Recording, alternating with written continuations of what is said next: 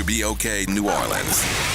Home of the Good Morning Show, 7 to 9 a.m. weekdays. This news report is brought to you by New Schools for New Orleans. New Schools for New Orleans, along with New Orleans Public Schools and the Cowell Institute, are excited to announce the launch of a new digital tool on the data dashboard. New Orleans Public Schools, 20 years later, a timeline of recovery, transformation, and growth. The tool provides data, information, and context on the past 20 years of K-12 education in New Orleans, the changes that occurred, and the outcomes these changes helped produce. Visit nolapublicsschools.com/K20 to view the tool and learn more. I'm Bray Wood with BIN News Now. House Speaker Mike Johnson says Ghislaine Maxwell's testimony about Jeffrey Epstein could be valuable in an interview with NBC's Meet the Press. If she wants to come clean now, that would be a great service to the country. And we'd like to know every single bit of information that she has. I certainly hope she's telling the truth. She was granted limited immunity and reportedly answered questions about over 100 people. The Trump administration is moving to scrap a key scientific finding that regulates air pollution and greenhouse gases. Critics say the rollback would worsen climate change and hit Black and brown communities hardest. Legal challenges are expected. And Ralph Lauren has launched a new Oak Bluffs Inspire collection created with Morehouse and Spelman alumni. The line honors the historic Black vacation spot Martha's Vineyard, blending coastal style with collegiate flair. It's available now in select stores, online, and on the Ralph Lauren app. Get BIN News Now on demand 24/7 on the iHeartRadio app. Good morning, wake up. The Good Morning Show. Good morning. On WBOK.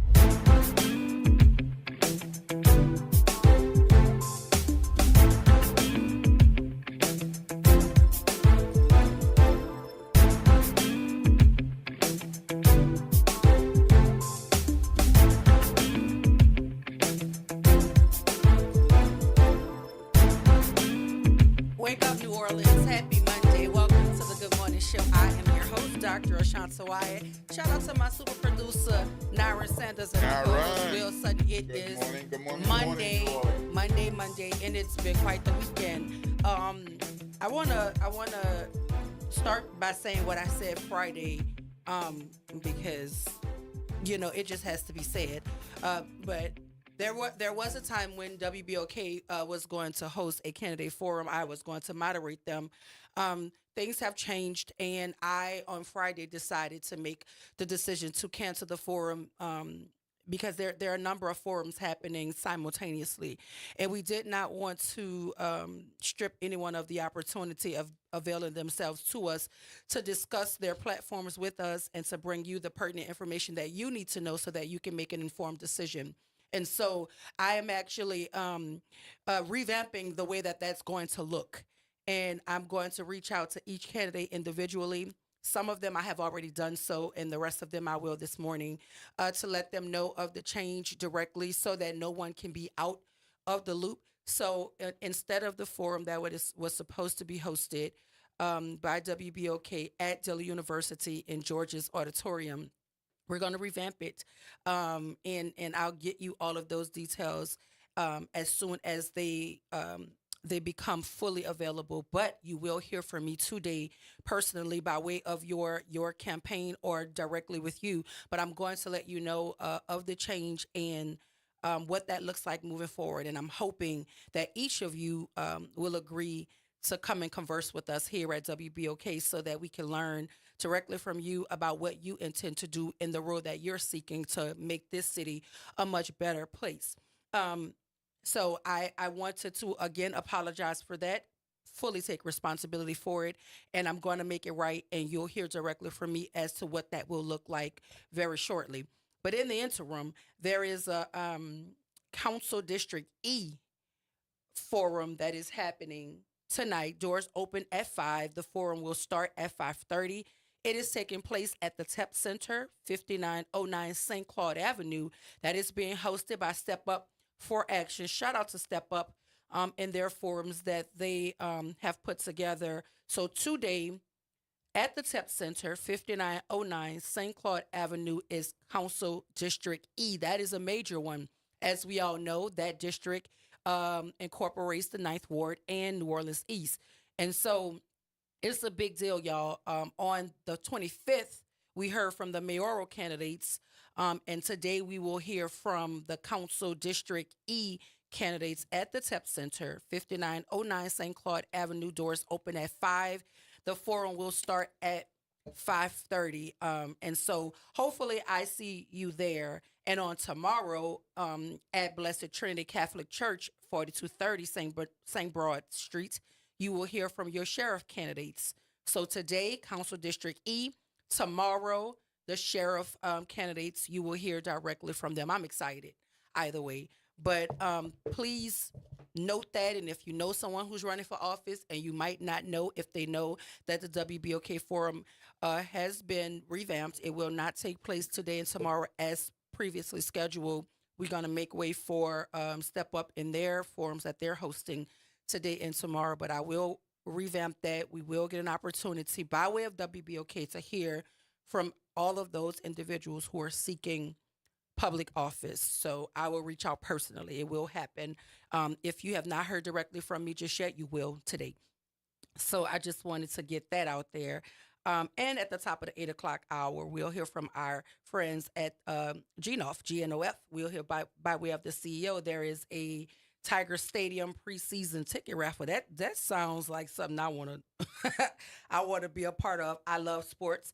So with $100 raffle tickets, they could win season tickets for over 500 of South Louisiana's biggest games, including LSU, the Saints, Pels, and their home game. Well, yeah, I have the whole.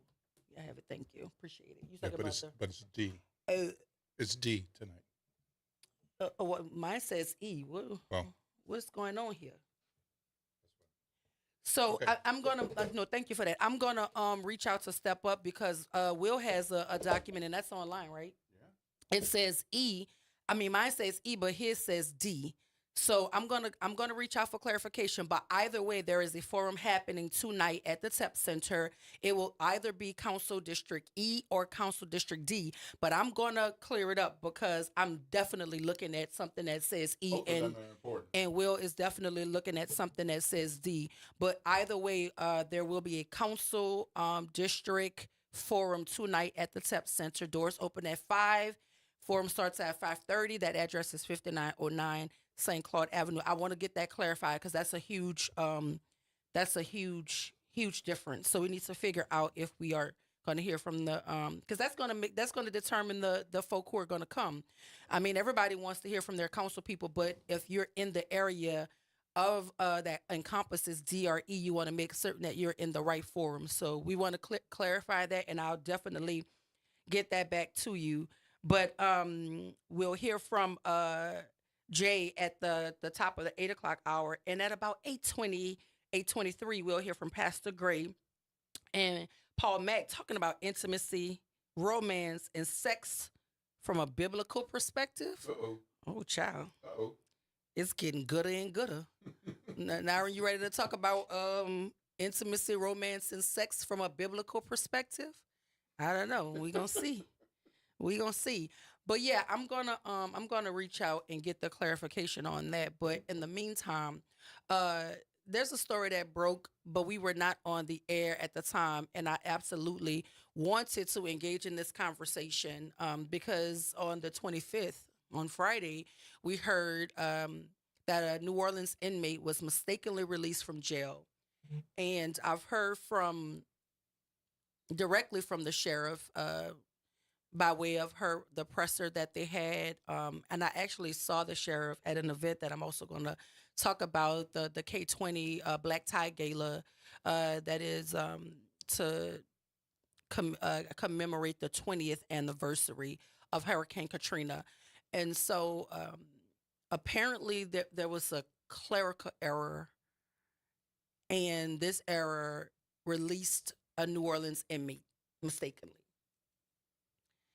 And so, I mean, listen, I think this is a big deal, and I would like to know the order of operations because, who's in charge of ensuring that whatever is in the computer is accurate?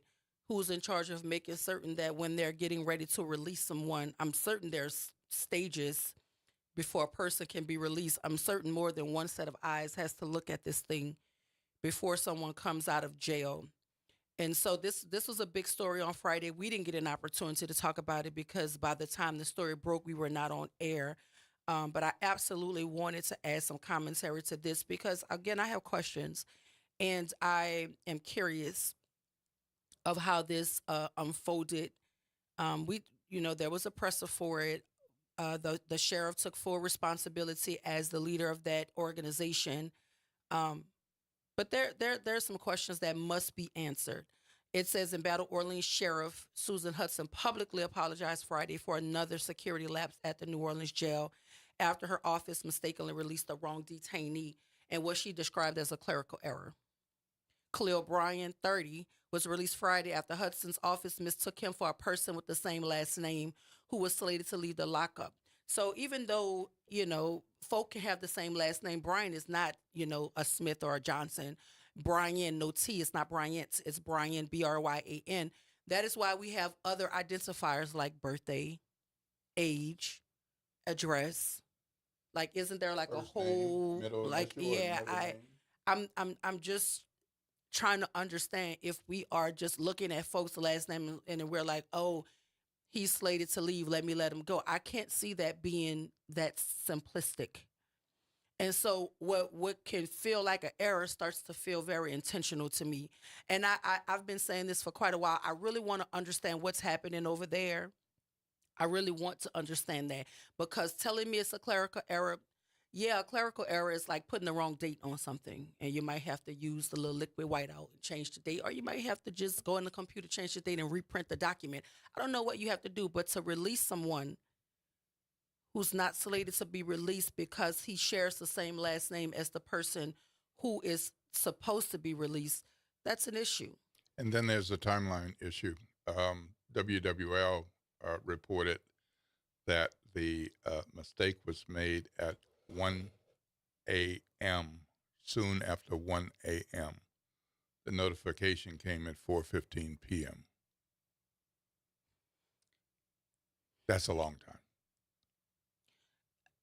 So, wait, so someone made a clerical error at 1 something in the morning? He was released at that time of night? That is WWL's report, that the errors that led to the mistaken release started after 1 a.m. So that was when the process began to release the person. So can we go back to the 1 a.m.? Because if I log into that system, certainly there should be some identifiers as to who I am as I'm logging in. There should be somebody's credentials that had to be put in to make the. Am I tripping, y'all? Like, No, I'm trying to really no. walk through this in my mind. No, according to WWL's report, it started after 1 a.m. and it wasn't that long before the young man was released. But the notification came at 4:15.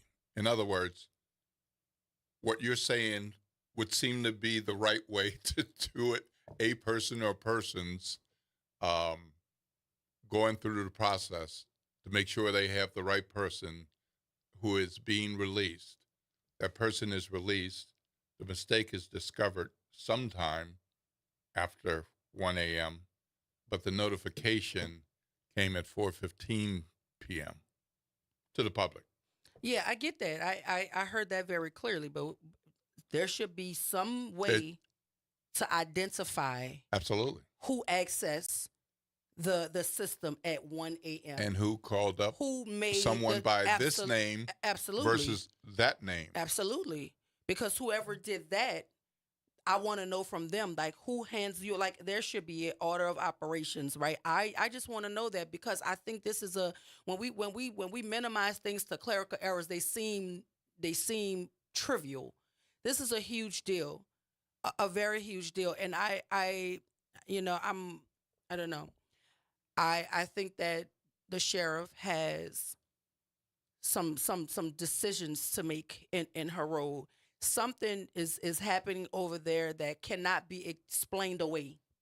Something has to be going on, because this is, I mean, because they say in a statement, Jason Williams described the incident as deeply troubling. I'm with you when you're right, sir. This is deeply troubling because I don't understand how all of these mistakes or errors are happening and we can't trace it back to the origin. Like, I'm still waiting on the origin of the 10 escapees and the lapse in communication there. Somebody had to make the decision not to inform her until 8 to 9 hours later. I want to know who that person is. And if that person is still employed. Because it seems to me like now we have a 1 a.m. to 4:15 p.m. No. I'm not okay with that. And I'm with you when you're right, sir. It's deeply troubling. Yes, it is. Deeply troubling. Because for me, I'm thinking that for a system of that importance, I mean, it's very, very important to get the details right. Because not only that, the person who's supposed to be out, did we hold him up? Right. Was he still being held until they figured out what the error was? So now we're holding a person who rightfully is supposed to be free, and then we've used a clerical error to release someone who's supposed to still be in custody. Even if he's out for 20 more minutes. I don't care. 20 minutes too long, right? Yeah, that's right. I agree. I want to go home. He should be gone. I want to go home. If that's the process, he should be gone. And in the case of the person who is released, the charges are scary. There are. It's an allegation until further. Well, I say charges. Right. The charges are scary. Yeah, but that means there are a victim or victims who are uncomfortable. Yeah, because someone who caused them harm, alleged harm, is out. Yeah, because they say he's facing charges of illegal possession of stolen property, possession of drug paraphernalia, and resisting an officer. He was also being held on a $100,000 bench warrant for failing to appear last year on charges of aggravated assault with a firearm, domestic abuse, child endangerment, home invasion, and possession of a firearm by a felon, in addition to the warrant out of Jefferson Parish, records show. Now, see, I've learned from experience not to put too much weight into charges because we know what can happen there. So all of this is alleged, but like I'm saying, the charges are scary. But I've learned from personal experience not to put too much weight in what the folk are saying he's charged with, because there's a lot of discretion that goes into what we charge people with, right? And then charges get dropped and dropped, refused. Yep. I've seen judges look at folk like, "Are y'all serious?" Like, so I've learned from personal experience not to put too much weight into that. But what I will say is this: I agree with the district attorney's assessment that this is deeply troubling. But I also know that the sheriff alone, that entity alone, is not responsible for the release of an inmate. But because the sheriff is saying she take full responsibility, then the error happened at the facility level. And I want to know how. They say they're blaming it on human error. So was this a mistake? Or is there some sabotage going on around here? Questions that need to be answered. I want to know, because if I just see the last name Sutton, I'm not about to just say Will could get out of jail unless I'm checking the birthday, the middle initial, the address. Like, there's even a DOC number. Not a DOC number, but there's some type of identifying number, right? That they have. And like what's going on? I shouldn't be able to do that on my own. So I hear the human error. But I think this is how many humans? Plural. Errors, plural. Because I don't believe that anybody can be released with one person. And if it is, that's a problem. It's a big problem. If that's the way it's done, that's a problem, because it opens the door for error. We all make mistakes. So we don't want to put one person at the helm for something of that magnitude. Several eyes should look at it before it's done, and I believe several eyes do look at it. I don't think for one second that this is a one-person thing. And so I really want to understand how something like this can happen by human error. And they have all the demographics for him on here. He's 6'4". What the other Brian look like? Yeah. He's 6'4", 295 pounds. That's a big old dude. Big guy. 6'4", 295. He has brown eyes and black hair. I don't see a middle initial, but he does have a full birthday listed here. So unless the guy that they released has the same birthday, he's 6'4" and 295, I'm not about to sit here and act like this was just. And they have all kinds of pictures in the system. He got a low haircut. He got locks look like on one picture. He got three pictures here that I'm looking at. And so unless you're going to tell me that he got a doppelganger in your jail and with the same identifying demographics, demos on him, I don't know. I'm having a hard time understanding this from a mistake point of view. That's a huge mistake. That's a huge mistake, and it's time for our sheriff to make some big old decisions. And I do believe that Sheriff Hudson is probably pissed about this. Pissed and is I'm an glad, understatement. and I'm glad she's taking full responsibility. And I believe she's doing things to determine what exactly happened. At some point, and this happened last week, we need to know what else happened, because this is very uncomfortable. Absolutely. We have to go to break. When we come back, we're going to keep talking about it. And I hope you keep listening right here, WBOK 1230 AM, what New Orleans is talking about. All day long.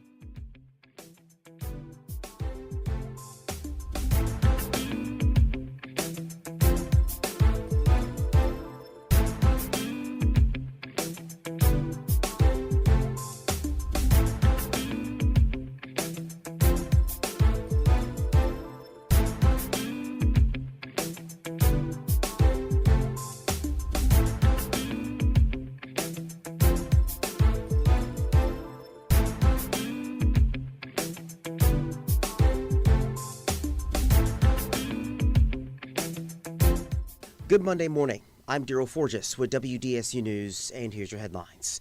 The NOPD is investigating two separate shootings from overnight. The first one reported in New Orleans East. According to police, this happened at Dorset Drive and Lincoln Beach Boulevard around 12:15 this morning. One victim was taken to the hospital. No word on their condition at this time. About 30 minutes earlier, a person was shot in the Willowbrook neighborhood. This happened around 11:50 last night on Granville Street. No suspect information has been released at this time, but if you have any information on either of these shootings, call Crime Stoppers at 504-822-1111. Also breaking from overnight, one person is dead following an accident on I-10 East near Reed Boulevard. According to the NOPD, this happened around 9:50 last night and involved two vehicles. One person died at the scene. No other details have been released at this time. And a new manhunt continues this morning. That's for the inmate who was mistakenly released from the Orleans Parish Jail last Friday. Khalil Bryan is charged with multiple violent offenses, including domestic abuse, home invasion, drug possession, and resisting an officer. Sheriff Susan Hudson says the mistake happened after deputies mixed him up with another inmate who had a similar last name. Hudson says an internal investigation is underway, interviewing deputies who were on duty when the error was made. I'm Daryl Forges, and that's your headlines for WBOK. Have a great day. This is the Bloomberg Black Business Beat. Earn Your Leisure is a rising media platform whose main focus is to help get financial tools and information to the black community. Led by co-founders Rashad Balau and Troy Millings, the company is working on special partnerships with schools and other brands to help young people learn more about investing and business. On top of teaching the basics, Earn Your Leisure is pushing for more people of color to start their own businesses, something Millings says is vital to building wealth. What better way to create more incomes than create a business? If we look at the wealthiest people in the world, they've all created businesses and they've had ownership inside of it.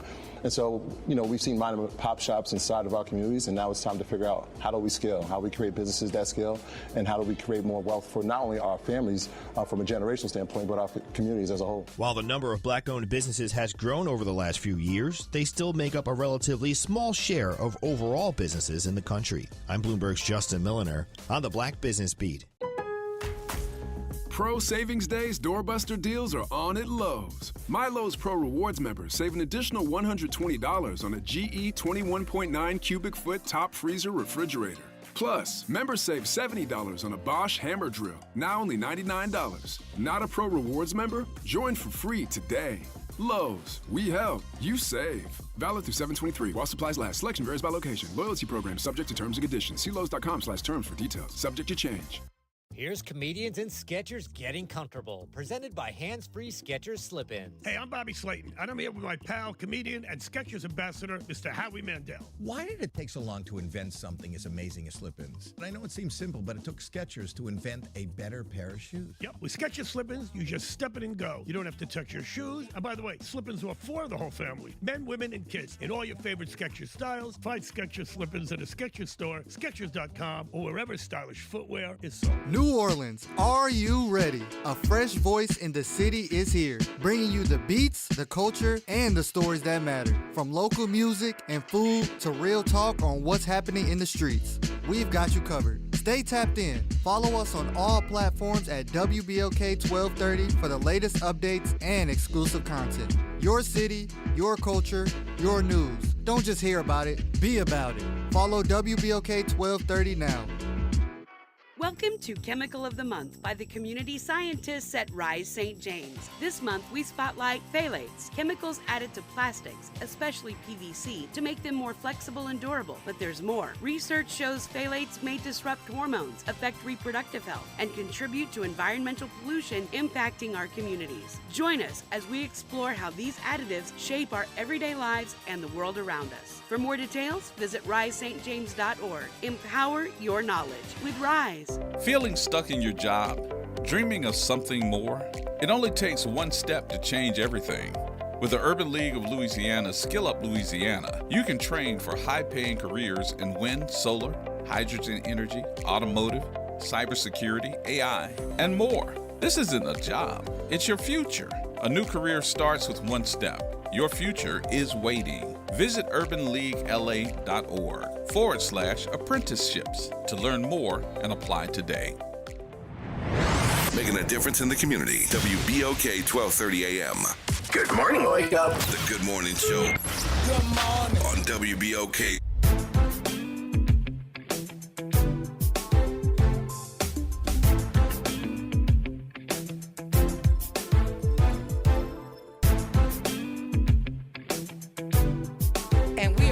Welcome back to the Good Morning Show. Happy Monday, everyone. If you are just joining us, we were talking about the alleged clerical error that led to the release of an inmate at OPSO. And, you know, we heard by way of a presser that the inmate was released accidentally because he shares the same last name as the inmate who was supposed to be released from custody. And it just leads to more questions than answers. I know the sheriff has taken full responsibility for the clerical error, but that is what she's supposed to do as the leader of the facility. However, I want to know how something like this can happen when there are systems in place to ensure that we are identifying the right people. Even, Will, I just thought about something as I'm talking. Even when loved ones are putting money on the books of an inmate, you have to put certain identifiers in the system to ensure that you're placing the money or the funding to the right person. And it also includes a number. There's a number attached to the individual to make certain that you are not giving your money to the wrong inmate. And so if there's a system for that, that is how I'm certain. I've never worked for OPSO or any jail for that matter, but I could only imagine that there has to be multi-step identifiers to ensure that we are processing the right people in and processing the right folk out. So I just have a lot of questions, and I do know that this, to me, culminates in the idea that the sheriff, the leader of that facility, has some really big decisions to make in terms of how to first surround herself with the folk who have the best interest of safety, not just for those individuals who are housed there, but for the staff there as well, and then for the general public. Because this is really a safety issue. If we can just willy-nilly press a button and the wrong person is released. This is not a campaign issue. No, this is a this is a safety public issue. Safety issue. Yeah. This is a safety issue. I don't, and that's the thing that I'm always very, very mindful of. I understand that it's political season. I get it, and everything is used, to kind of boost one person's campaign over the other. But right now, this presents just like the escape of the 10 individuals, and one is still on the run as we speak. It is a public safety issue, and not just for the residents of New Orleans or just the parish of Orleans, because we don't know where the 10th person is who they have yet to apprehend. He may not even be in the state of Louisiana. So this is a public safety issue all around the board. And again, these lapses in informing the right people and informing the public, somebody has to account for that. Like, you want a leader to be able to trust that the folk who she employs are actually doing the job that they're supposed to do, because one person not doing their job could lead to something as catastrophic as the wrong individual being processed out. And so there are more questions. I know I have more questions, but, And you legitimately brought up who was supposed to be released. Yeah, I mean, because I really want to know that. Let us know if is that he brother's process 6'2", 295? And is he still sitting there, or was he released? We don't know. And was he released before 4:15? Yeah, we don't know. We don't. If it's right for him to be released, he should have been released, and that too should have followed a process. Maybe I watch too much TV, Will. Maybe I watch too many movies. You're seeing a Batlock thing here? Yeah, because when I see movies and television shows that surround a jailhouse or prison procedures, they scanning bands like they do at the hospital when you first have a baby. They scan your baby band and they scan the mama band and they make sure this the baby that go with the mama. Is there not a band? Even at the hospital, if you go to the hospital to get triaged, to get checked in, they put a band on you. And every time you go talk to another person, they scan in that band to make certain that who they're talking to and the medication they're about to release to you is who's supposed to be getting it. They want you to tell them your name, your date of birth, so they can make certain that they're not giving the wrong message. Levels. That just reminds me. Recently, my doctor ordered blood tests for me. I was like, why 3 people got to ask me who I am? Because they want to make certain. And is this correct on this band? And it's like, it's a little frustrating, but it's the right thing. It's levels. I don't want my blood messed up with somebody else. Yeah, and you also don't want to be prescribed the wrong medication. You could be allergic to penicillin, and they're prescribing penicillin. They got a whole lawsuit on their hands. It is to make certain that the folk who because when you go from the nurse to the doctor wasn't talking to you. But that is his way of verifying that the person that the nurse has prompted him about is the right room he's in, or to make certain that they're talking to the right person. So for me, I don't see how this could have happened, in the way of just one person making the mistake of reading the last name and assuming that this is the person that they're supposed to release. It feels quite sloppy if that is how it's happening. And so we need to fix some procedures up in there at the very least. But I just have answers. I mean, I have questions and I just want answers. And, I think I don't think anything is wrong with clarity. I want to understand. And so there's the update there. And again, this story broke on Friday. We were off the airwaves, but I wanted to make certain that our listening audience had the ability to hear from us what was going on with that. And some people probably missed the news on Friday. Some people get their news from us. Yeah, get off of work and on into the weekend. What is happening from WBOK. So we're gonna keep you as updated as we can. And WBOK has a really good working relationship with the OPSO Sheriff Susan Hudson. She's been a guest here a number of times. She's called in to give us some clarity around different issues. And so she's always welcome to call in or have someone from her staff call in or come by anytime something breaks and she wants to be able to clarify some things or to give some context or nuance to a conversation. She's always welcome to do so right here at WBOK. Good morning, Ken. Welcome to the Good Morning Show. Good morning. One of those things that if you think about it, you get 10,000 releases in a year. Just, I just threw out a number. I'm sure it's less than that. But you get so many releases, you going to have an error at some point in time. Nothing is foolproof. You can have some. I've seen this happen in the past where you have a mistake as to person, as they call it, where you have two names that are identical. They could be close in age, and even Social Security numbers are almost identical. I've seen that happen. I've had 2 cases where that's happened in my career. So this one, I'm not giving a pass for it, but I would say that it's not as unusual as you would think. It doesn't happen as often as people might think, but it does happen, and it can happen. You want to recheck the system and double down. In the old days, and I don't know how it's done today, there was a booking sergeant who was overbooking, and then there's a sheriff that processes out, and they would make sure that they compare notes. So there was more than one level of accountability, and yes, there is an inmate number, Dr. Wyatt. So, but when you're moving fast and you got a lot of stuff, and particularly in this case, the sheriff's office, they're understaffed, they're going through major transitions. You got to do better, of course. But this is one that I'm not beating folks down about as much. Just make sure you dot the I's and cross the T's.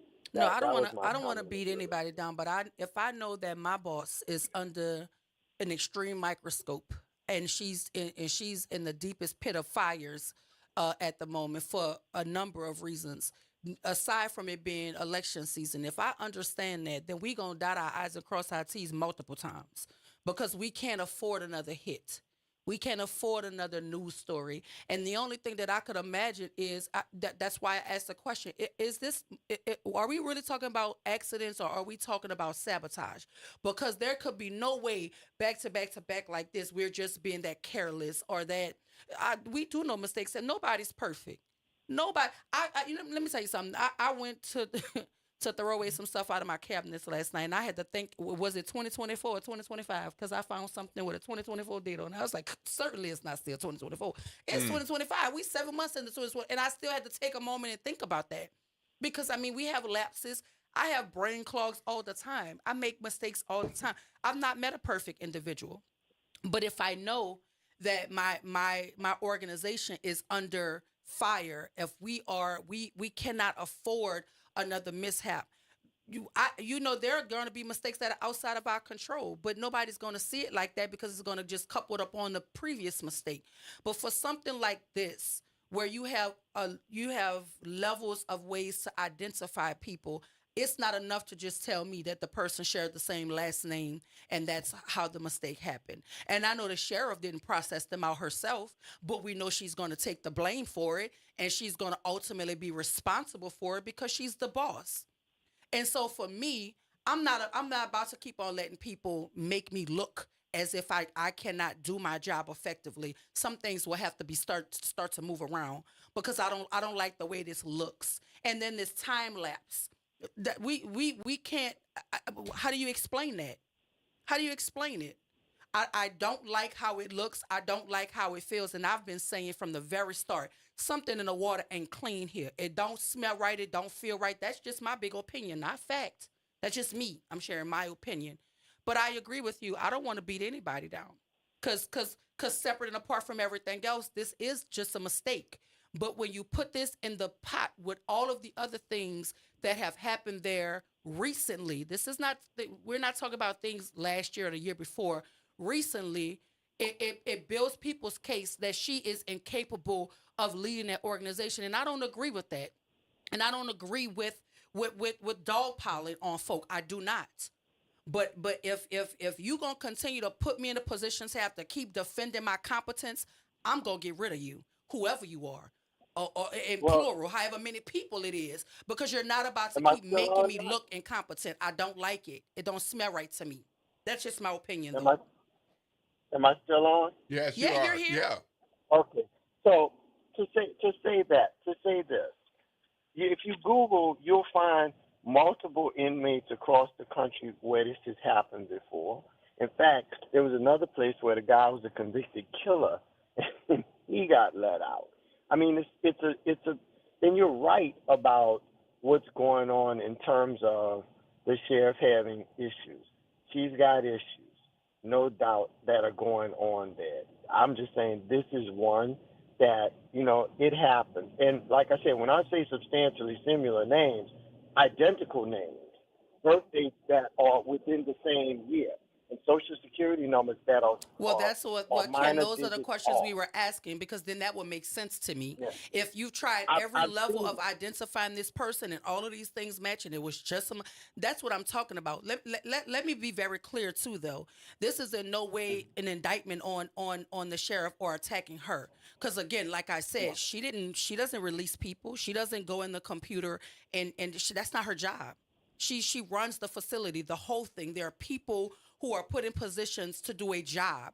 And if I know my job, my organization is under a microscope, I'm going to dot my I's and cross my T's multiple times, because we cannot afford another blow. That's all I'm saying.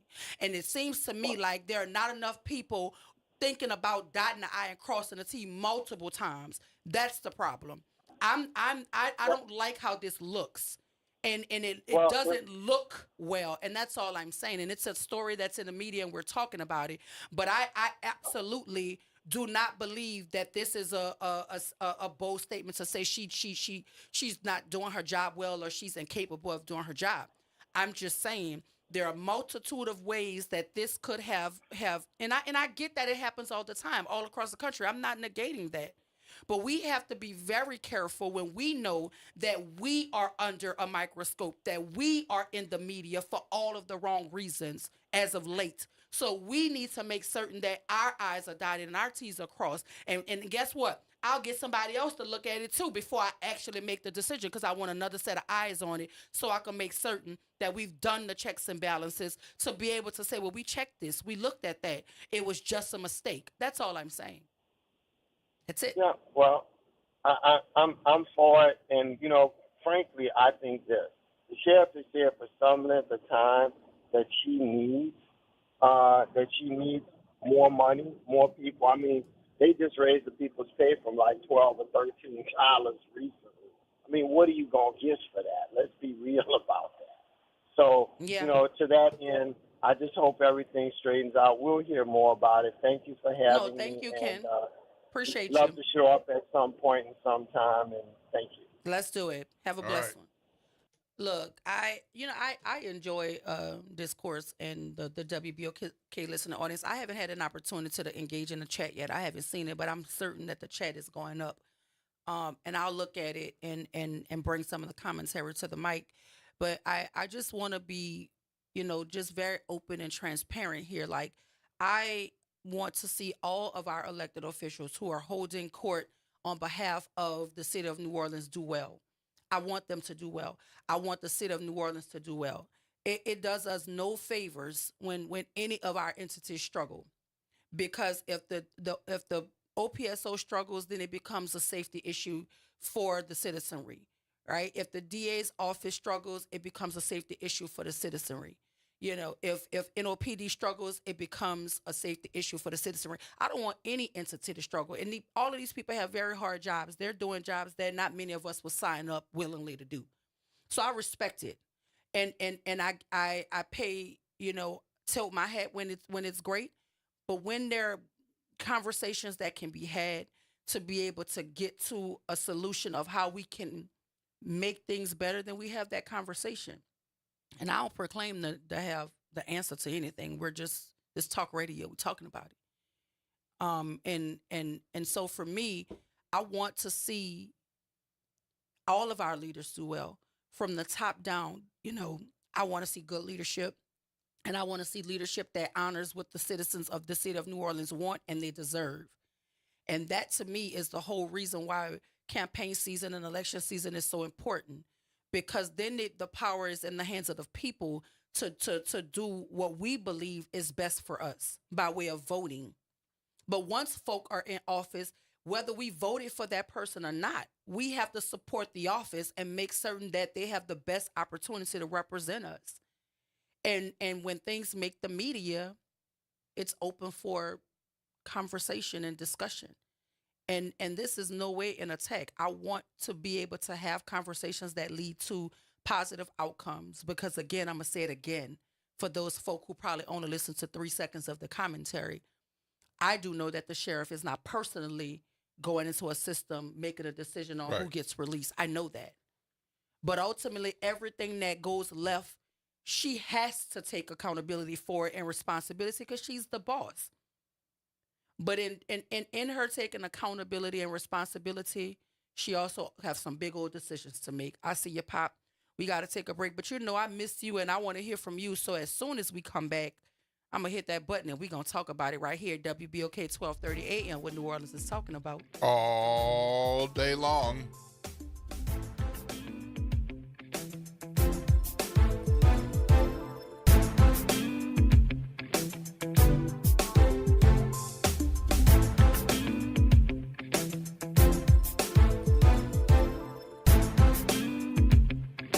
This is your news update for WBOK from WDSU.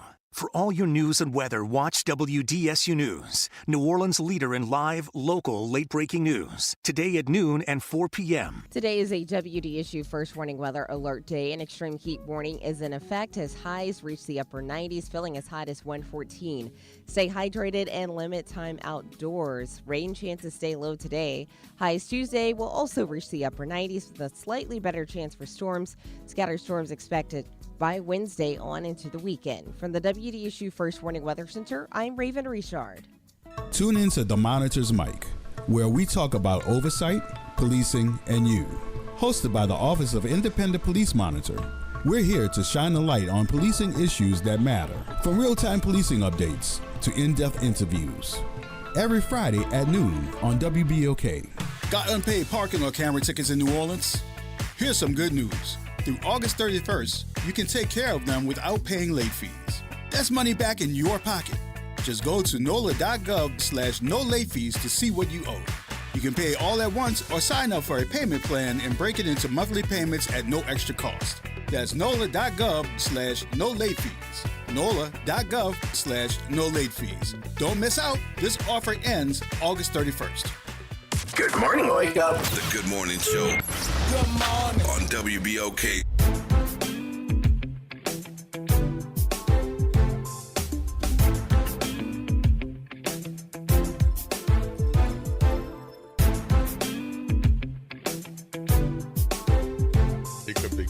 And we are back. It is Monday. Welcome back to the Good Morning Show. I am your host, Dr. Ashant Sawai. Shout out to my super producer, Naira Sanders, and my co-host, Will Sutton. If you are just joining us, we've been talking about the inmate who was mistakenly released from OPSO because of a clerical error.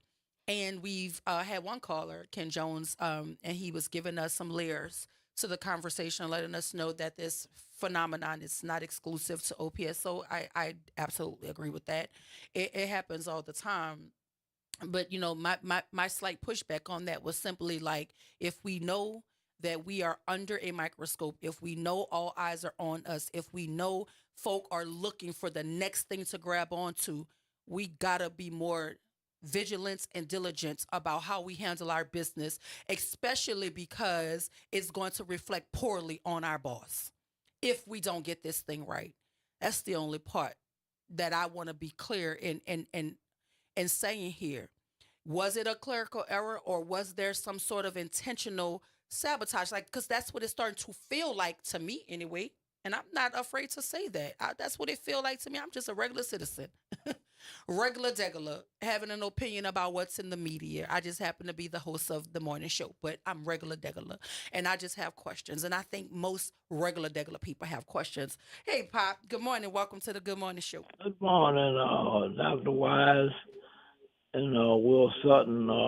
Good morning. Glad to hear your voice, Dr. Wise. I know you have health problems from time to time. I'm glad to hear you there. And I've been supporting my family since I lost my first cousin in that fire. So I thank for the prayers of the WYOD family. But I'm not the sharpest knife in the drawer. But I have a question. Yes. How long have the sheriff been in office? She's up for re-election this fall. So she's been in there one full term. And all this funky stuff, how long this been going on? Well, this particular incident broke on Friday, but prior to this, we had the escape of the 10 inmates, by which 9 have been put back in custody, but there's one still out there. And so these things have been back to back for her. Like in the last couple months, they've been back to back. I'm not the sharpest knife in the drawer, but I just ask the hard questions. Mm-hmm. I noticed doing down through the times, she been asking for more money and stuff like this. Yeah. And she been fighting for all that. But none of this crazy stuff was happening. And now all of a sudden, since she up for re-election, I don't know. It may just be, things are not. I don't know, but it's looking like they're trying to make her look like she incompetent. But it look like she's been in there 4 years? Coming up on It's almost been a full term. Yeah, she was elected in December of 2021 and then took office the next year. And all this stuff just started happening, say maybe in the last 6 months, right? I literally just said that off air, Pop. You listening into my you bugging the studio? I just said it feels like the last 6 months have been treacherous for her. Yes, that's what I've noticed. I find that a little strange, but still, she's the sheriff and she's responsible. Could it be some kind of conspiracy working against her? I don't know. You know me. Like I say, I just ask the hard questions. I want to know that too, and I also, we're talking about this, but I also want to find out from you: is there some sort of GoFundMe or fundraising that is happening to help out with your family since the fire? Because if there's one, we can talk about it. Well, yeah, there is. I just didn't want to. Thought it was illegal. Illegal? No, the community helps community. People report on GoFundMe's. The news reports on GoFundMe's. I mean, it's a legitimate GoFundMe. Yes, I don't have the information on it. Mm-hmm. I didn't think it was legal for me to mention that to the station. But they do have that. Yeah, well, that's what community is supposed to do. And if there's a community fundraiser that is out there to help victims of a fire, we don't mind sharing it. I mean, it's up to people if they want to donate. We're not forcing them to, but we can put the information out there and they can do what they so please. How do I go about? I can have to get it from my first cousin. Yeah, you can get it from them and send it to me, and then I'll share it out. And if folk want to help you out as you are trying to help your family, they can do so. Okay, how can I get it to you, Dr. Call the station. Just call the station and give it to them, and they'll get it to me. Okay, all right. Well, I will get that information from her. Okay. And give it to the station. Yeah, and I'll make sure I donate as well. You're welcome. Have a blessed one, Pop. Have a blessed one. Appreciate you. All right, have a great day. All right. Look, I mean that Will, what's your commentary there? Like, is it a conspiracy or is it just mere coincidence? Like, Well, the sheriff has said on multiple times that she thinks there's an internal. She faces serious internal challenges with some people, and that she is addressing it. Oh. Well, I think we're both saying, tell us about what you're doing to address it. Because I sincerely believe she's addressing it, but from 1 a.m. to 4:15, and then we don't know whether the brother who is supposed to be released was released, and we don't know the protocol, even without the names of the staff or deputies. It would be helpful to know how did we get from 1 a.m. to 4:15, have somebody out, and did we keep somebody in jail? So what happened at 1 a.m.? That the process was the of releasing the wrong person. Yes. So what happened at 4:15? That was when the public was notified.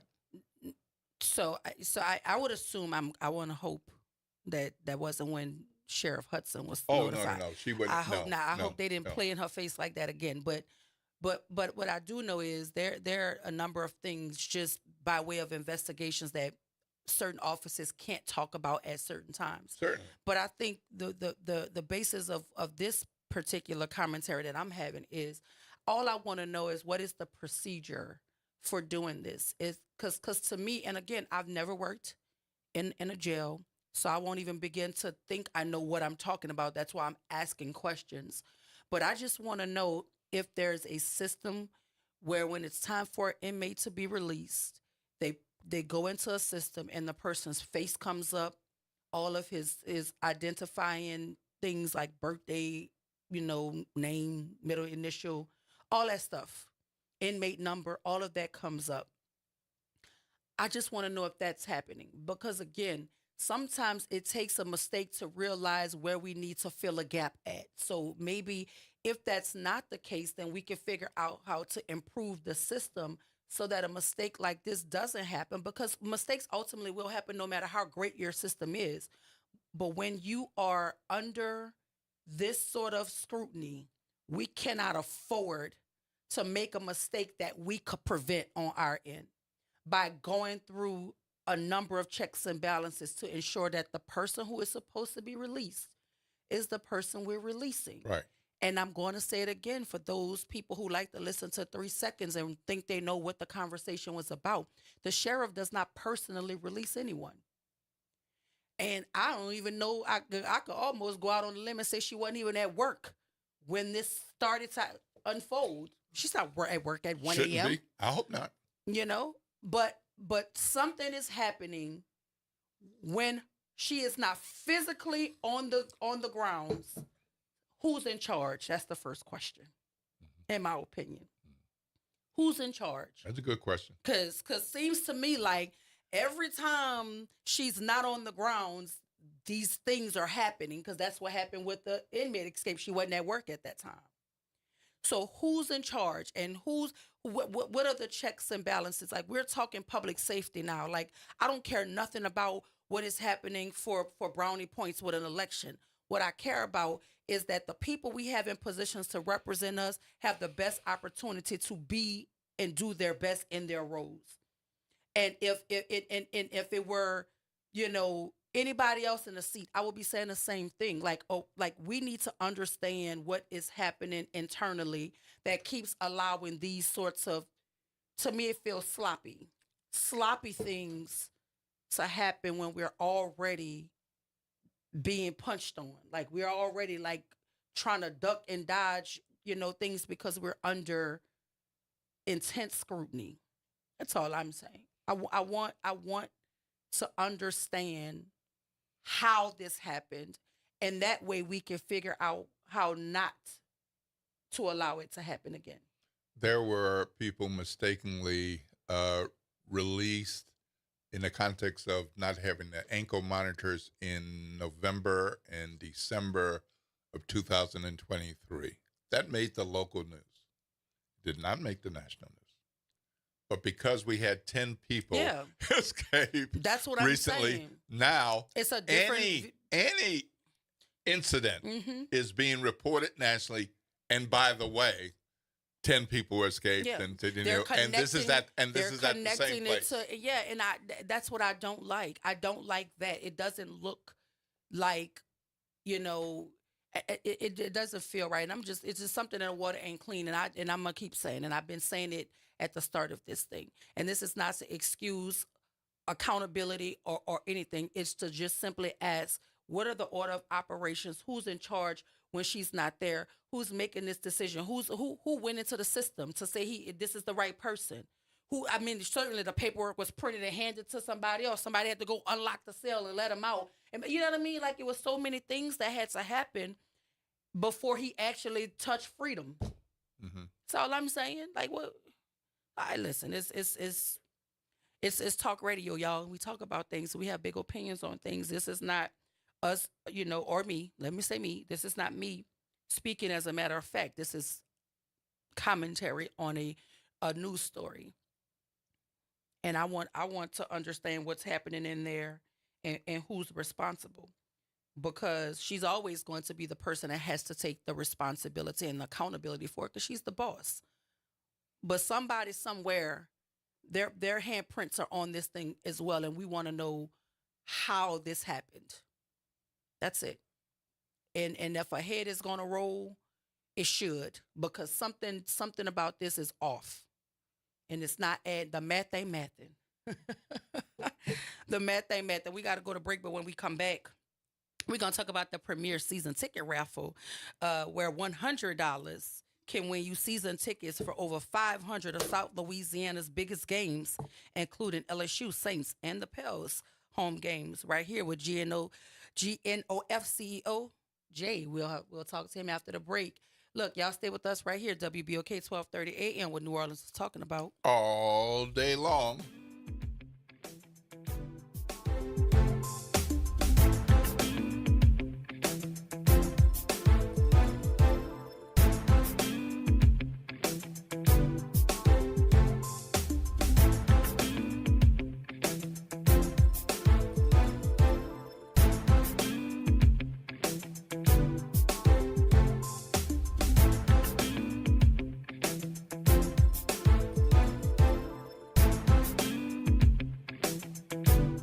WBOK New Orleans, home of the Good Morning Show, 7 to 9 a.m. weekdays. This news report is brought to you by New Schools for New Orleans. New Schools for New Orleans, along with New Orleans Public Schools and the Kyle Institute, are excited to announce the launch of a new digital tool on the data dashboard. New Orleans Public Schools, 20 years later, a timeline of recovery, transformation, and growth. The tool provides data, information, and context on the past 20 years of K-12 education in New Orleans, the changes that occurred, and the outcomes these changes helped produce. Visit nolapublicschools.com/K20 to view the tool and learn more.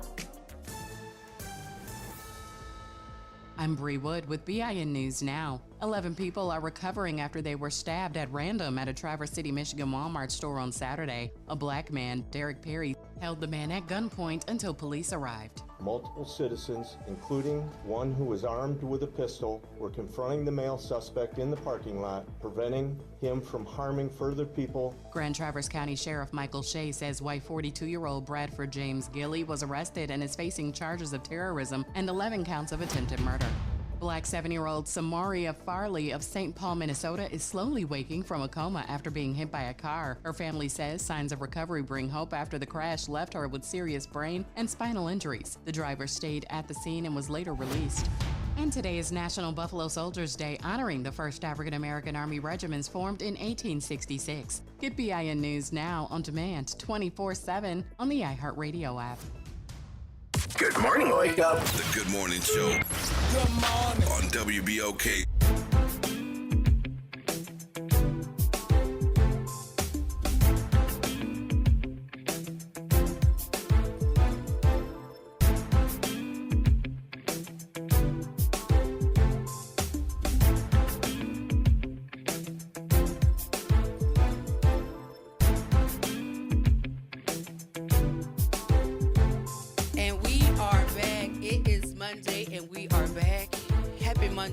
And welcome back to the Good Morning Show. I am your host, Dr. Ashanta Wire. Shout out to my super producer, Nara Sanders, and my co-host, Good morning. Good morning. Listen, we are getting ready to jump into conversation with the CEO of GNOF, Mr. Jay Cicero, regarding these premier season ticket raffles where $100 can earn you some season tickets for over 500 of South Louisiana's biggest games, including LSU, the New Orleans Saints, and the Pels. Good morning, Jay. Welcome to the Good Morning Show. Good morning. Thanks for having me on. I really appreciate good morning. The ability to talk about the Sports Foundation. Thank you. All right. Listen, I love sports. I'm a sports girl. So how do I win this, Jay? Let's just give it to me straight, because I'm going to win it. Just so tell me how I do it. Well, this is a fundraiser for the Greater New Orleans Sports Foundation. Our mission is to bid upon and manage sporting events for the economic benefit of New Orleans.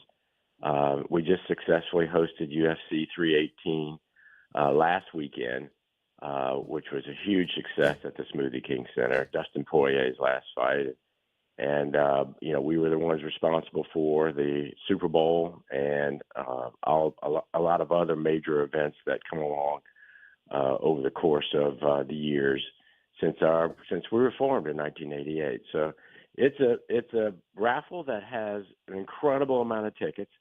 For $100, a single winner can win 2 season tickets to the Saints, Pelicans, LSU football, basketball, baseball, gymnastics.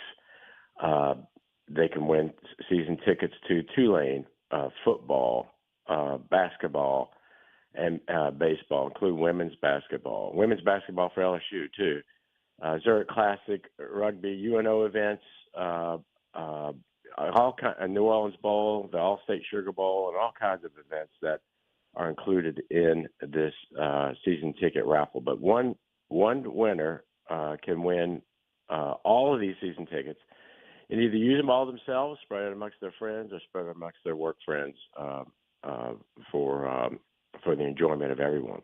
So, Jay, I just want to make sure I'm clear. So, Dr. Y buys one of these $2,500 tickets, and her name is pulled. And so you're telling me my name will be pulled. I'm going to win. And you're telling me that Dr. Wyatt would be able to go to all of the LSU games, all of the Saints games, all of the Pelicans games, all of the LSU women's games, all of these? And a friend, yes, all of these. And so it is one of the most incredible season ticket packages or package of tickets around the country. It's something that we started. 2,500 tickets limited at $100 each, and all of these tickets are guaranteed, and they're all good seats. We've worked with LSU for a number of years, obviously the Saints and Pelicans all the time, Tulane, UNO, et cetera, et cetera. These are all really good seats, and it's not like you're in the nosebleeds when you go to these events. So we're really proud of this and what it does. But you're right, Will. Everyone has to kind of take a step back and go, you mean all of these are included in it? And the answer is absolutely yes. So Jay, here's the other $1 million question, well, in my mind anyway, because there's only 2,500 tickets. How does that limited number increase someone's chances of winning? Because, I'm certain people are going to probably want to get more than one ticket to make their odds better because, in folks' mind, if they have more than one opportunity, it increases their chances to win. So can one person purchase more than one ticket because you're only selling a designated amount of tickets? That's a good point. One person can purchase as many tickets as they want. And we encourage businesses to get involved for their employees, but individuals can purchase to strengthen their odds. Well, right now I'm talking to the owners of WBOK. What I'm hearing Jay say is y'all need to buy me into this raffle. That what you just said, huh, Jay? I think I said that. You like that idea? You like that idea? That's what I heard you say. I don't know if they heard you say it, but if Wendell Pierce, step closer to the mic, sir. Troy Henry, Jeffrey Thomas, I heard, and all three of y'all could buy me a ticket into the raffle. That's what I heard. So Jay, how'd you come up with the number 2,500? Why not 1,500 or 5,000 or?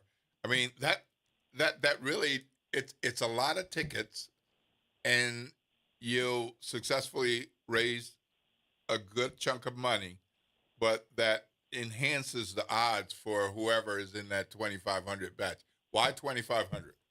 Well, that's exactly the point, is that we wanted to make sure that someone felt like the odds were in their favor. Jay, to win. We started off not following directions, Jay. You're supposed to say Dr. Wyatt, not someone. We have already established that this is mine.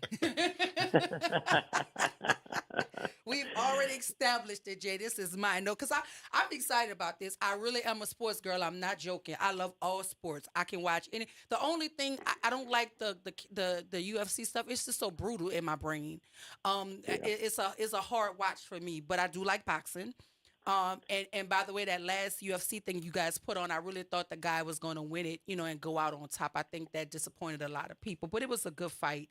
I heard, but again, what is the deadline to purchase? Because I know some of our owners are listening, and since you've already instructed them to get their employees a raffle ticket, meaning me, When is the deadline to purchase, and when will the winner be announced? We're going to be choosing the winner on Sunday, August 24th. And people can go to www.gnosports.com/win. That's gnosports.com/win and purchase as many tickets as they want. But August 24th is our deadline. And yeah, I know the UFC was a big success. Yeah. I'm a big boxing fan too. Yeah. Actually, the folks that own UFC have started to their own boxing, not really league, but they have started to try and get boxing together. Now, boxing has been kind of a mess over the past 20 years, where you have so many splintered belts and titles. Yeah. And I think they're trying to do something. So I'm encouraged that they're involved with boxing, and hopefully to bring boxing back to where it was, 20, 25 years ago, where we were all big fans, and even earlier than that, huge fans earlier in the 70s and 80s. Yeah, one of our listeners here is an avid advocate for trying to create that atmosphere of boxing right here in the city of New Orleans for our youth. And so she pushes that very hard. Maybe you guys need to connect and see, what this organization can do to help that, because I think that is something too to offer to our children in terms of like recreation. And they may find that in doing it for fun that they actually are good at it and they can actually like move forward with it. But I think it's I think this whole raffle idea is super dope, by the way. So where can people go to get tickets? I can go to gnosports.com/win. And again, purchase as many $100 tickets as they want. Again, it's gnosports.com/win. And this helps support the Sports Foundation and our operations to continue to bring in major sporting events to the city. We have a couple coming up here in August. We have the National Championships for Gymnastics. And we have a pickle fest, or pickleball event festival in the convention center that Drew Brees and the Brees Dream Foundation actually owns, and we manage it for them. So it is one of these incredible events that happens every year. But the U.S. Gymnastics Championships are over the same weekend, August 7th through the 10th, in the Smoothie King Center. And we've got an LSU gymnast, Hesley Rivera, who qualified to participate, and hopefully, and she's a gold medalist from the Olympics, and so that's a big boost for us. And I got to tell you, because of LSU gymnastics and their prominence over the last 10 years, we were able to host the SEC Gymnastics Championships twice. Very successful, record crowds each time, and that gave us the confidence that we could bid upon and successfully manage the U.S. National Gymnastics Championships coming up in a couple of weeks. So it kind of gives you a look into, what the value of a prominent program and a winning program at LSU or Tulane or others, or any school here, that can help bring other events to the city. Jay? For the listeners who may not remember or don't know what the Greater New Orleans Sports Foundation is and what it does, can you help us connect to things that we are familiar with, but we may not realize the Sports Foundation is an important part of? Well, I thank you for bringing that up, by the way, because I start talking and I start assuming that people understand everything about the organization, and that's just not true. That's a bad assumption on my part. However, we're a nonprofit organization that was formed in 1988, and our mission is to bid upon and manage sporting events for the economic development and business support in New Orleans. And we've successfully hosted and managed 4 Super Bowls, 4 men's Final Fours, 3 women's Final Fours, 3 NBA All-Star games. We annually manage the New Orleans Bowl, and many, many other events over the course of our 37-year history. and we're very proud of that. And we kind of focus on service and relationship. And New Orleans is all about relationships for the first part, but focusing on service, whether or not that is to the client, so to speak, whether or not that's the NFL or the NDA or whomever, but also service to our city, service to our state, service to the business community, and service to our board of directors, our sponsors. So we're really service oriented to try and make these events as successful as possible and bring a lot of publicity as well as financial impact to New Orleans. So it's the fun of the games and the events, but with an economic development and community connection approach. Absolutely, and each event is different. There are different opportunities and programs or ability to create programs within each event, depending on who the event owner is. The structures, these events move around the country each year, and we try and put our New Orleans touches on everything. And all programs don't coincide with all events, but where there's the opportunity to do so, we certainly want to bring youth programs, bring business programs, and bring publicity to our great city.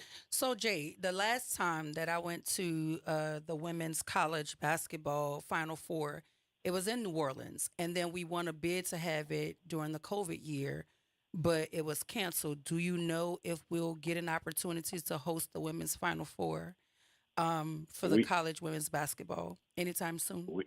We are looking into it. It is actually bid out through 2031. They go quite a distance out there. Yes, we were very disappointed, and look, everybody was. We didn't know what COVID was going to bring, or we were all surprised at what happened when the NBA canceled their season. The NCAA followed.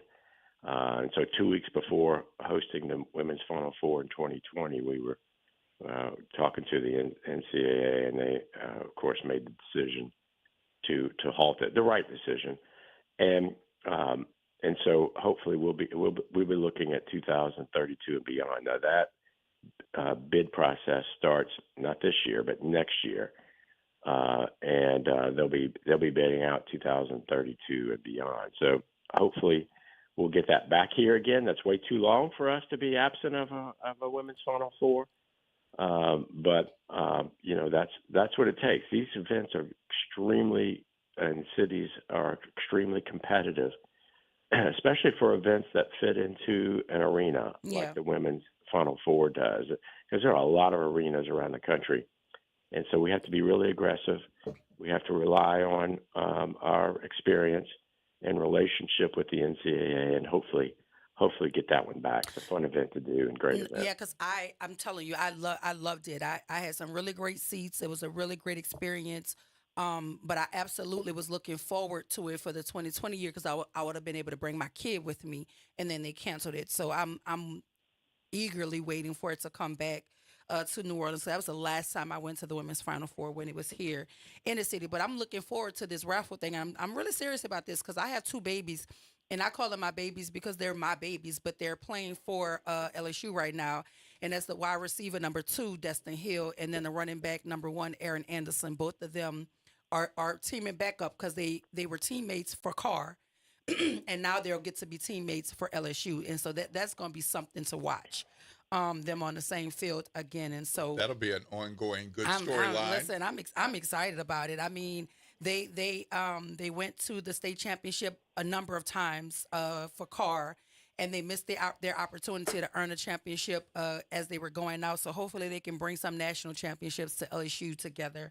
So I'm excited to see them play, and I'm excited about the work you're doing with GNOF, and so.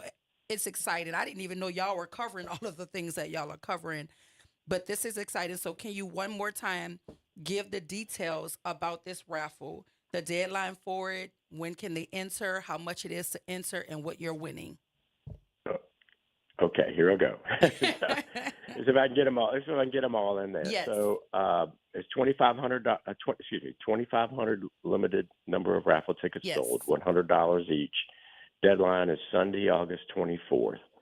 GNOsports.com/win is the website to purchase, and one winner will be chosen on August 24th again for 2 New Orleans Saints season tickets, 2 tickets to the New Orleans Pelicans, 2 season tickets to LSU football, men's basketball, women's basketball, gymnastics, and baseball, national championship baseball, Tulane Green Wave football, men's basketball, women's basketball, and baseball, Zurich Classic, All-State Sugar Bowl, the New Orleans Bowl, the NOLA Rugby Gold, 2 season tickets there, 2 season tickets to UNO baseball, basketball, men's basketball, women's basketball. So that's all. That's a lot of tickets. That's the best $100 one of the owners of WBOK gonna spend to make certain that I get these tickets. Well, let's hope so. Jay, I'm listening to your list, and I'm thinking, whoever wins this probably should be retired. I'm going to win it because otherwise they'd be missing a lot of work going to all these You work in the daytime. All these games happen in the evening for the most part. Give me the tickets. I'm going. I'm going. But no, Jay, it's been a pleasure talking to you about this. I think this is an exciting fundraiser. And for someone, they're going to win big, whoever that person is. So I'm looking forward to August the 24th so we can announce it right here on WBOK. You gonna come back and let us know who won? Oh yeah, we'll choose that evening, and we really hope that everyone enjoys. The winner will enjoy all of these season tickets, or bring a friend. They're going to be friends with a lot of people. Jay, you know what's coming, right? Let me tell you something. You know what's coming, right? I'm going to win. We're going to announce the winner on air because I'm going to be the winner. I don't know why you're not following me, Jay. Got to pick up what I'm putting down, sir. I can't follow you. I have to remain neutral. I can't cheer in the press box, if you know what I mean. Nah, but Jay, it's been a pleasure. Some individual is going to be mightily blessed with that $100 raffle to win something. Because, I mean, even one set of the tickets is worth more than $100. And so the fact that they'll get a multitude of sports and opportunities to watch some spectacular sporting events, it's amazing. So shout out to y'all for coming together for this fundraiser because it's a wonderful one. And whoever the lucky winner is will be announced on August the 24th. And hopefully, because that's a Sunday, you'll come back on Monday and let us know. Maybe you could call in just for about 10 minutes and let us know who won. And we can ring the bell for that person. I would love to do that. And I really appreciate y'all having me on today and all the partnerships over the years and the helping promote events that come here for the benefit of New Orleans. We're Absolutely. Thank you so much, Jay. Have a blessed one. We appreciate you. Thank y'all. Listen, we got to go to break, but if you're just joining in, we were talking to Jay Cicero, the CEO of GNOV, talking about that raffle where some lucky person is going to win some season tickets to every sporting event you could think of. So shout out to whoever the winner is that will be announced on August 24th. We're going to take a break. When we come back, we'll hear from Pastor Gary and Paul Mack, intimacy, romance, and sex from a biblical perspective right here at WBOK 1230 AM, what New Orleans is talking about. All day long.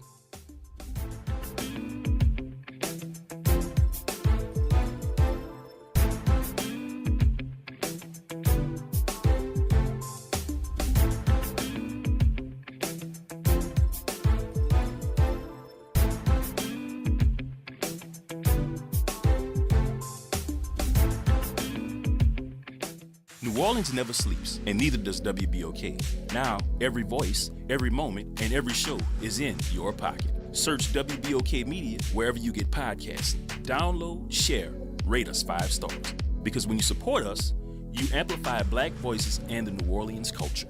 Good Monday morning. I'm Daryl Forges with WDSU News, and here's your headlines.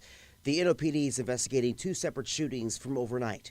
The first one reported in New Orleans East. According to police, this happened at Dorset Drive and Lincoln Beach Boulevard around 12:15 this morning. One victim was taken to the hospital, no word on their condition at this time. About 30 minutes earlier, a person was shot in the Willowbrook neighborhood. This happened around 11:50 last night on Granville Street. No suspect information has been released at this time, but if you have any information on either of these shootings, call Crime Stoppers at 504-822-1111.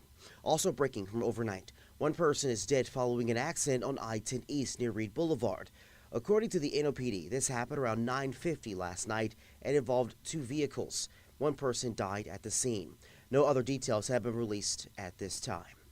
And a new manhunt continues this morning. That's for the inmate who was mistakenly released from the Orleans Parish Jail last Friday. Khalil Bryan is charged with multiple violent offenses, including domestic abuse, home invasion, drug possession, and resisting an officer. Sheriff Susan Hudson says the mistake happened after deputies mixed him up with another inmate who had a similar last name. Hudson says an internal investigation is underway, interviewing deputies who were on duty when the error was made. I'm Daryl Forges, and that's your headlines for WBOK. Have a great day. Feeling stuck in your job? Dreaming of something more? It only takes one step to change everything.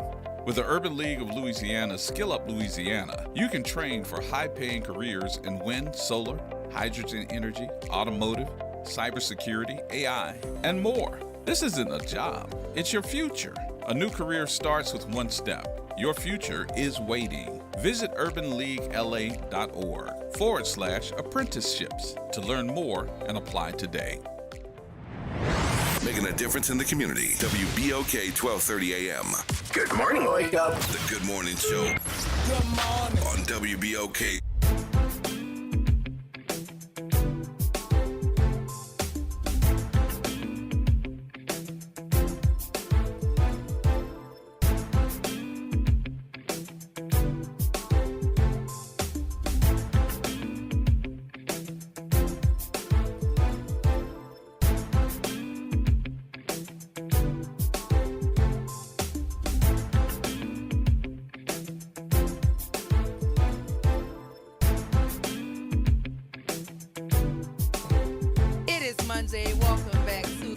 Show. I am your host, Dr. Ashanta Wyatt. Shout out to my super producer, Nara Sanders. And my co-host, Will Sutton. Good morning, good morning, If you are just joining the conversation, don't worry about it because it's just about to get good.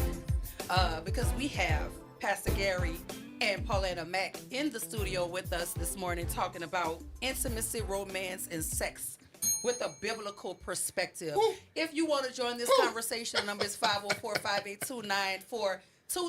The folk have been married longer than I've been alive, so at this point, I'm going to call them experts at this thing. And the way Miss Paulana Mack is up here talking about her love, she is definitely in love. The only mistake he made was going to St. Aug. 2600. We're going to let that slide. Purple all the way. But it's okay, though. But welcome to the show. Is this your first time on air? Actually, I guess years ago we were when y'all were on by the racetrack. Yeah, over in Gentilly.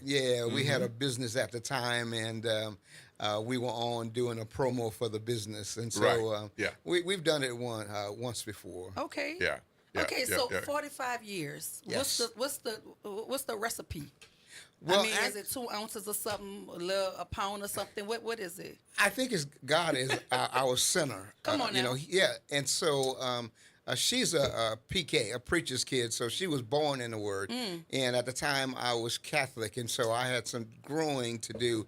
But once we got together and met, it was 9 months later, we were married. So we met and married in 9 months. So we realized we had something special. So it didn't take us long to realize that we were meant. It didn't take you long. Okay. Oh no, actually. A wife finds a good. It didn't take you long. Actually, she told come on, me. Now, talk to me, Ms. I had to tell him I'm not looking for a boyfriend. Ooh. I am looking for a husband. Ooh. So if you want me, we need to get married. We need to get married. And he would have played around as long as he could. So that's a word to you sisters out there. You got to tell him what you're looking for. You heard what Miss Max said. Come on now, I'm not looking. So tell it to me again. That's that Sierra prayer. Hold on. I'm not looking for a boyfriend. I'm looking for a husband. So Miss Mack told you she wasn't trying to plead. Right, she absolutely. Was serious. And so I knew that I wasn't going to lose her at all. I knew my worth. Come on now. Yeah, and so we times 10. We married, and then as we got involved more in church and the Word, we realized that we had a natural love for marriage and for couples, and we kind of bond with couples, and then we started our life living that, making whatever changes or necessary moves we need to make for a great life for children. And so we started to share that. So every church that we were a part of, they actually asked us to help them with their marriage ministry. And I got to give a shout out to Fred over at Franklin Avenue. He actually allowed us to, Fred Luter, he actually allowed us to do retreats for them for about 12 years or more. It may have been more. But then later he called me to be his pastor of family life. And our relationship, our ministry just took off because we began doing retreats all over the country. My wife do a lot of speaking engagements for women, and I do for men. And so we just mushroomed in our love for one another, our marriage, and our ministry and working with couples. And we actually are based in Houston. Okay. And after leaving New Orleans because of jobs, we moved to Houston, and we're part of New Faith Church in Houston, Texas, Dr. Andre Lewis. And we worked with marriage ministry there. And in our retirement, we went back to Houston and we worked with marriage. So we've been working with marriage ministries at both of the churches we were members of for over 30 years. Working your own marriage and living by example and sharing what you learned. Yes, my wife and I were at the Friday night Summer of Love event, and have to say, not a day has gone by. I know it's only the weekend, but we're talking about something that happened on Friday night. Oh, and how long you been married, Will? 42 years. 42 years. And so we continue to have room for growth. Yes. We continue to have room for growth. And I have to say, you were on stage, so you did not see, you may not have seen the number of people who were giving a little elbow or giving a little look. Awesome. Or just whispering, that, you know, that kind of thing. But these are people who chose to be there. That's right. So they were looking for examples and looking for information to improve. And you know, one of the things I liked was the part where you talked about the two different personality styles. Oh yeah. Yeah, types of desire. You can be. You can have spontaneous desire, or you can have responsive desire. Mm-hmm. Typically, spontaneous is related to men, but not exclusively. Mm-hmm. And responsive desire is typically related to women, but not exclusively.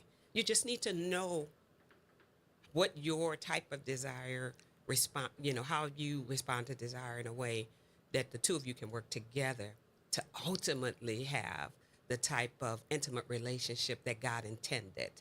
And what I love about the Franklin Avenue as well as New Faith, they don't mind talking about intimacy and sex as in marriage in the confines of the sanctuary.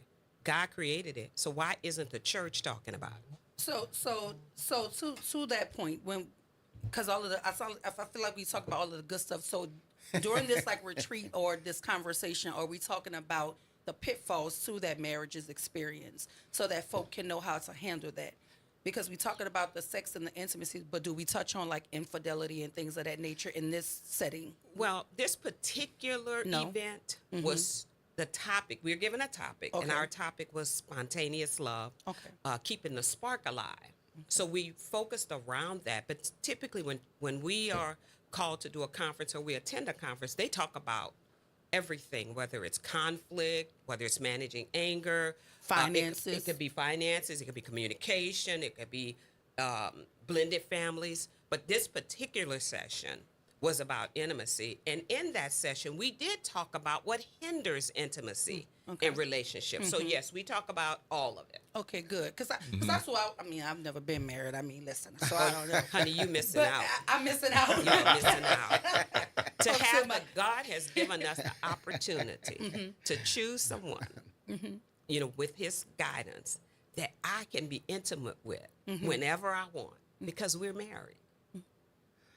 And we have a license to do it. It's a license. Yeah, marriage. It's called the marriage license. Everybody else is just out there, but we have a license.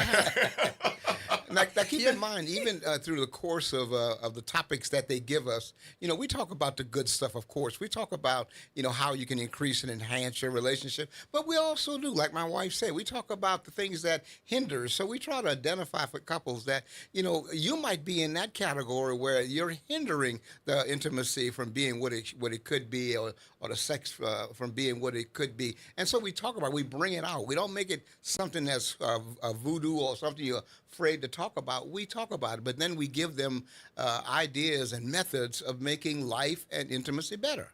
So what are some foundational, I'm sorry, Will, what are some foundational elements that every couple needs, in your opinion, when it comes to having a successful marriage? Well, I guess it's like I began with, the most important thing is to have God the center of your life. That's the most important thing. Because if you don't have the basis of faith to believe that even when things are good, you go with it. But when things are bad, you trust God that it'll work out. Because all things, and the Bible says all things work together for good for those who love the Lord.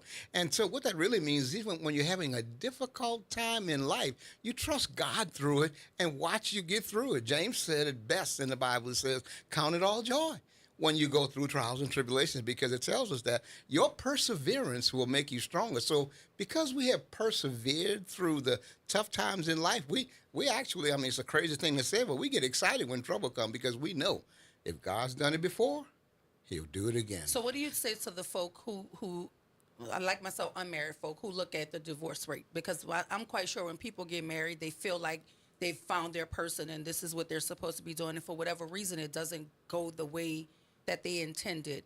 The divorce rate is high. So do you, in your counseling of folk, do you touch on the things that might force people to think that divorce is an option? Because sometimes people just give up and they're not really working on how to restore things. They just feel like, let's just be done with it. Well, and this is where the God part really comes in. Yeah. Because if you trust him to heal you from sickness, to deliver your finances, he can deliver your marriage if you want it.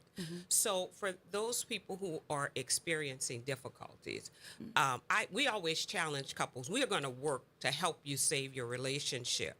Now, if there is a case of abuse and other things, we are strictly jumping to separate this for a time until you figure out what's really going on and if it's exiting out the door. But our desire in every marriage is for it to work according to what God has said. And so you've got to be following what the tenets of the Bible says about what it takes to be married. And so in a relationship, you have to understand everybody's role. You have to understand what God has called each of you to. You have to understand that, like my husband said, there will be difficulties, but you have to have a spirit of forgiveness. You have to be able to communicate well and be free to be naked and not ashamed in sharing your heart, your mind, all with your spouse. You have to learn how to work through conflict in a way that is healthy.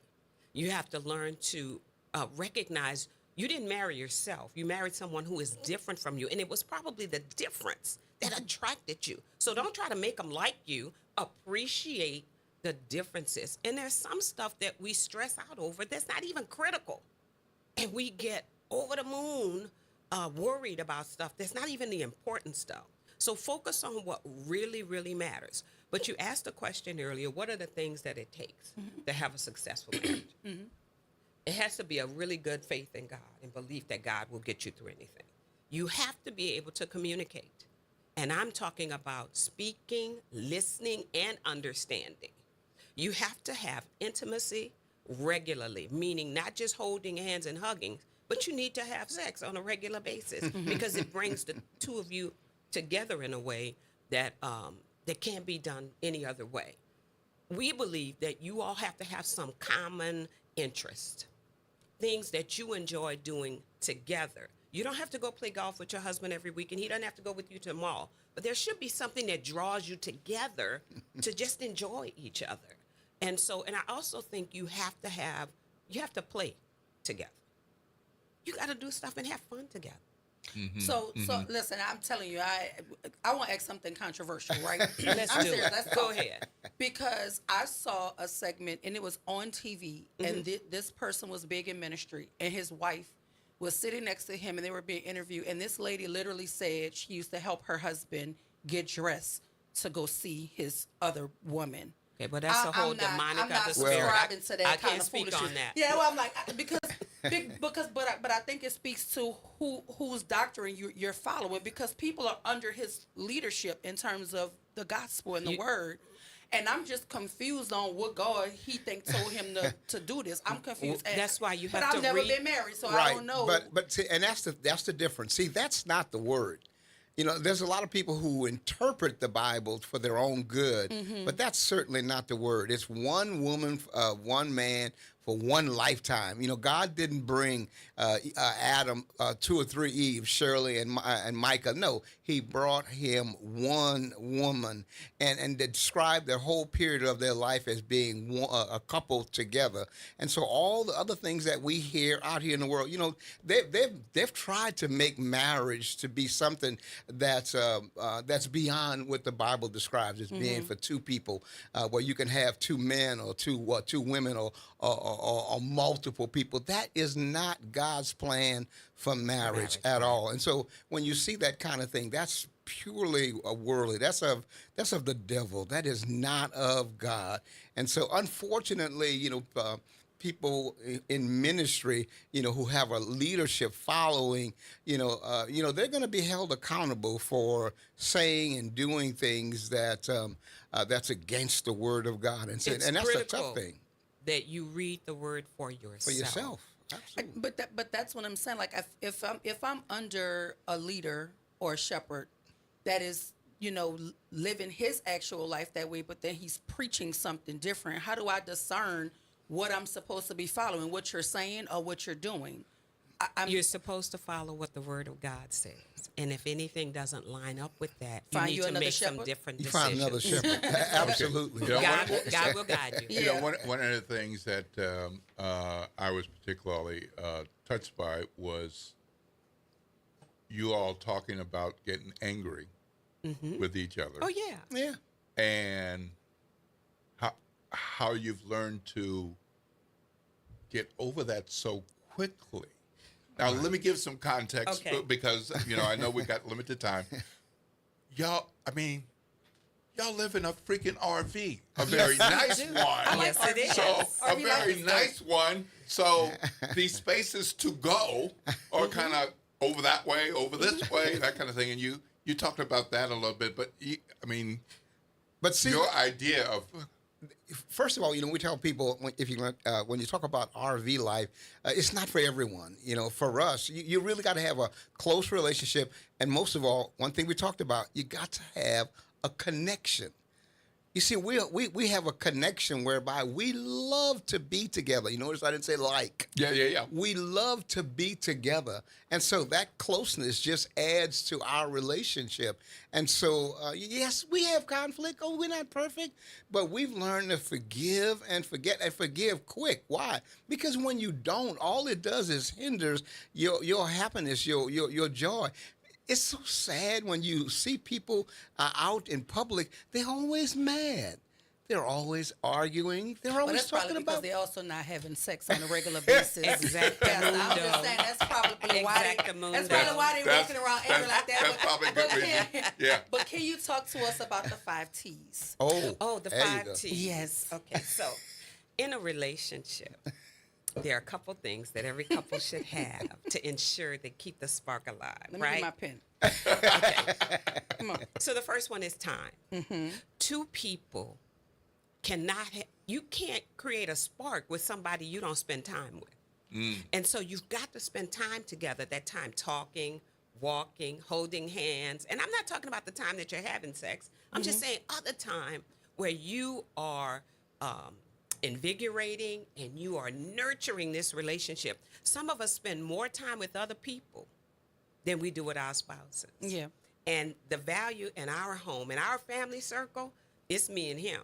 Everybody else is on the outside, and anything you all on the outside do to hinder us, you're out.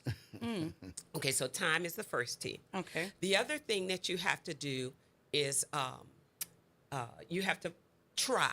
That was one of the other T's. Meaning, marriage has seasons. There's the early season when you first get married, you're swinging from the chandeliers. Yes. It's all exciting. Then there's the season, you know, when you have children and, you know, you have to divide your time up. So, and then there's that season when your career climbing the ladder and you're working hard. And so in those seasons, you got to make sure you continue to try to make sure you connect intimately with sex, even if you have to schedule it, even if you have to appoint a time, a date. So, and Pastor, then when you calling her like, look, 3 o'clock. Hey, be home. Sometimes I say, hey, it's time. It's time. And so, but you have to try to make sure that it is happening and that you don't let it slip away. Yeah. And even as you age, there's seasons of illness, health concerns, aging. And so even in that case, try something. Do what you can do. Okay. The best you can do it. We tell young people, do all you can while you're young.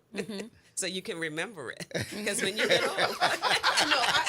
I'm just going to be real with you. It's something about turning 40, though, where you just don't have, it's just a whole different perspective. Oh, yeah. Like things you would have tolerated in your 20s, you don't necessarily have the bandwidth for. Yeah. You know, and I have girlfriends who are 60. A lot of my friends are 60. I'm in a reading, like a book club, and a lot of my friends are, and they live in their best. When I say best, I ain't worrying about nobody and what they say the mortgage paid. You know what I mean? That's right. That's you know, right. and they just living, traveling, living. Those are the friends. I have younger friends, but I have a core group of friends who are 60 and older. So I aspire to have that sort of like, just get up and go and do as you please. And all of my friends are happy. And you know, one of my friends, she's a nurse and she's married, and they've been married a very long time, and they're heavy in church. And just to watch her walk, I know it's happening for her. She just walked like she is happening for her. You know what I mean? Yeah. I love that, and I want that for myself at some point. Absolutely. But I want the rest of the teas. Okay, let me give you. Okay, so I talked about time. Try, keep trying. You gotta talk. Okay. Gary and I talk all day, all the time, and we talk about everything from what bothers us, from what our dreams are. Where's our trip going to be next year? How the kids doing? We talk about what's going on in politics, what's going on in the community. We talk about church. We talk about everything because we're best friends, and we just enjoy talking. And in that process, we talk about how much we love one another and how much we appreciate each other, and what do I need from you today, and what you did that I didn't like, and what you could do differently. So we talk. So let me put a pin right there because we have to go to break. But I need y'all to keep listening because we're going to keep talking because we have 3 of the 5 T's, and you need to know the rest if you aspire to have a healthy, long, sex-filled marriage. Y'all gonna keep listening. Regular. See that word, On sex, the gonna keep them. It's gonna keep them tied in, y'all. We are talking to Pastor Gary and Paulana Mack, talking about intimacy, romance, and sex with a biblical perspective right here. WBOK 1230 AM, what New Orleans is talking about all day long.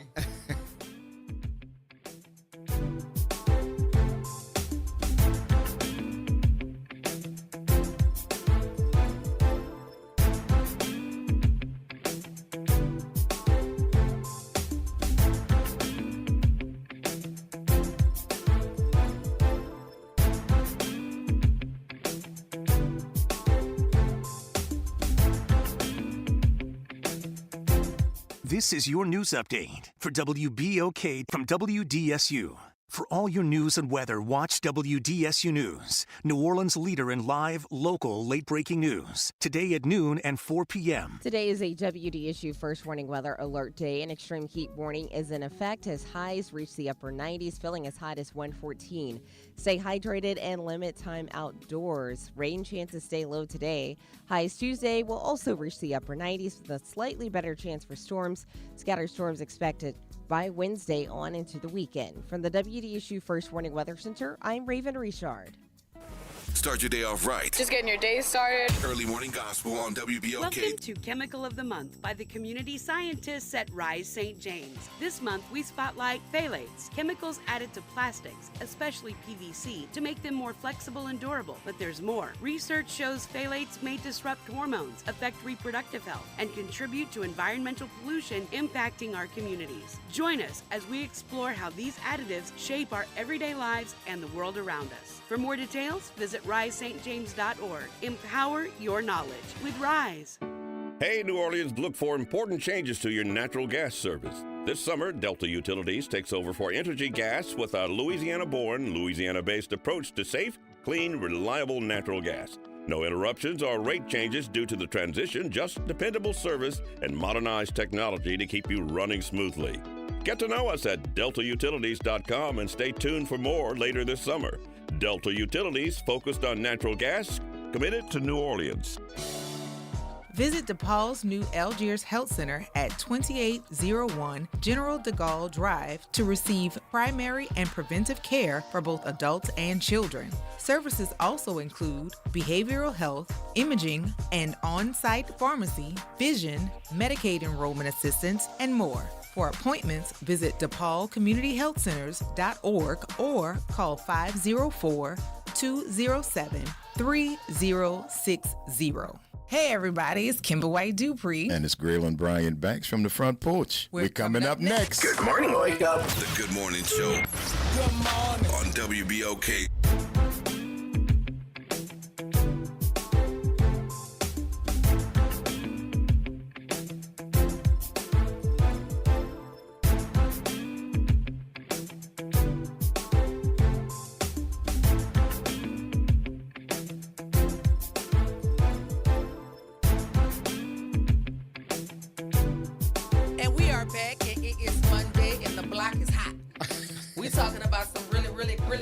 Intimate stuff with Pastor Gary and Paulina Mack. They are here talking about intimacy, romance, and sex with a biblical perspective. And before we had to go to break to hear a word from our sponsors, we were deep in the weeds of the 5 T's. And we know 3 of them: time. You got to make time. How you going to have a connection with somebody you don't spend no time with? That's what Ms. Mack said. I'm just repeating it because I took notes. That's what we heard. And she said you have to try because marriage has seasons, you know. At one point, you swinging from chandeliers, and at the other point, you at the doctor's appointment trying to see why your husband's ankle is hurting him. You got to try either way, and you have to talk. I don't know how people stay married and don't talk. I just don't understand it. Communication is vital. And that's where we paused there, right, Miss Mack? So now we on number 4. The 4 T. Well, I'm gonna talk about touch. Oh, we talk about 5 senses or something like that. We're talking about touch. I'm for that. Because touch me in the morning. Because typically, you know, in our earlier years, you know, touching is not a problem. You know, holding is not a problem, you know, because we're young and we're vibrant, and so all that works well. And even throughout the course, you know, the only time it may slow up is when our careers take off and we're doing things. But the one thing that we love about the fact that we're still doing talks and conferences is even at this age where things have changed. I mean, let's say, let's call it what it is. You know, things have changed. Things don't operate like they used to operate or quickly as they used to operate. And so you still they make medications for all of these things. Yeah, I do know that. But sometimes, you know, the longer they take, sometimes, you know, I fall asleep. No, let me stop. But the point I'm getting at is that, you know, for us, you know, touch is so important in our relationship until, you know, we're always holding hands. We're always hugging out, you know, out in the open. You know, you know, and it's really good. You right now in the studio, they got cameras in here, Miss Mack. People can see you. And even in the RV, that really works well for me because Small it's space. close quarters. You know, so I like touching her. And when she's cooking, I hug her around her waist. And so every time in other places, yeah. So every time, you know, I pass by her, you know, I express, we don't realize sometimes an expression of love. Pastor, you in danger. I know. It's even more important by showing her how much I love her, you know, and that's through touch. And I think, you know, like I say, in this day and age for us, we've run the whole gambit of the young touch until the, you know, the older in life touch. But the point is, you got to keep that going to keep the love alive. Ladies, there's nothing wrong with him. He is doing what God has given him naturally. Let him touch. Let him Your husband. touch. Let him touch. So what's number 5? Number 5 is because if we don't get to 5, we ain't going. Think. You know, the Bible says what? As a man thinketh. That's not in the Bible. So as he does. Oh yeah. But anyway, so as he does. We have to think about one another. And so, in the process of thinking positively about the person you chose, to marry and to be with for a lifetime. So when I think about Gary, I think about all the great times we've had together. I think about how good he has been to me. I think about how he affirms me. I think about, I can't wait till I see him if I'm not with him. I think about what we're going to do tomorrow, what we're going to do tonight, what we're going to do next year. I'm constantly thinking about him. And so when I fill my mind with these positive thoughts of him, I'm excited when I see him. And so a part of keeping that spark alive is keeping that positive thought in my mind about it. And if you came to me and told me something negative about my husband, I would rebuke you and tell you, devil, get behind me, because you're not going to talk bad about my man. Child, listen. So if you just joined the conversation and you like, what's going on here? We're talking about intimacy, romance, and sex with a biblical perspective, and we were on the 5 T's. And the first T was time. Try, talk, touch, and think. And we're not saying that's the be-all and end-all for a prescription for a perfect marriage, but we are saying that these are vital and integral to making certain that you keep the spark alive. You've been married 45 years? 45 years. You look like you just got married. Like you talk like a newlywed. I went to lunch with my sisters the other day, and I had 8 sisters and a brother. Right now, there are 5 of us still living. And the other 4 were like, why don't you have any gray hair? We're all like, we have white hair. And my baby sister, who has gray hair and I don't, she said, because she doesn't worry about anything. I said, you're right. I said, this man is taking care of me, and I really don't care about the rest of y'all. I said, I love him. He makes me happy. I love my children. I love my grandchildren, but I don't allow the stresses and the worries of life to overwhelm me. The Bible says, what good is worry? It doesn't add a cubit to my stature. I'm just worried about making God happy and him, and I'm good. You good too, Pastor? Oh, absolutely. Oh, yeah, he is good. Absolutely. Tell him how good you are. If you look on my Facebook page, people were shocked the other day. She took a picture while we were traveling, and it was just a headshot of her. And I don't know, she was away with her sisters. I missed her, and so that's why I tell her, don't leave me home by myself. And so I put on there, this woman has made a difference in my life. I've never been the same. And I just put that out there, and 44 or more responses came in and said, "Oh, I'm 46 or more." Because it's very sweet. I think there's something affirming to have your husband speak of you that way. You know what I mean? I think that affirms as well. Right. I think that people take for granted what affirmations can do, you know, to a person's spirit, especially when the world is just what the world is. I think when you come home, you should have a sanctuary, so to speak. There shouldn't be anything that hinders you from being able to connect with your person and your partner and talk. You got to have somebody you can lay your armor down with. Yes. And it seems to me like y'all have found that in each other. Right. However, that Right. took place, because 45 years, that's longer than I've been alive, child. Yes. Well, my father was married 67 years. 67. I wear his ring. Well, how old was he? 7 when he got married? Like 67 years. They What? actually got married when they were 19. When they were 19. God. And so I wear his ring, to celebrate and honor the fact that he was married that long. Right. 45 and 42. 42. If I could do my math real quick, that's 87 years of marriage. I'm sitting in between. That's right. You know what I mean? Well, so it's never too late. It's never too late. Y'all touched on so many things and good serious lessons, and then little things. So I want to tell you, and you'll know what I mean. So yesterday I'm cleaning the kitchen, and I'm leaving the kitchen to go pick up the trash and everything, and I come back, and my wife said, "You wiped down that stove." I was like, "What?" It's like, but then I laughed because I know she was talking about your comments about showing appreciation and verbalizing it.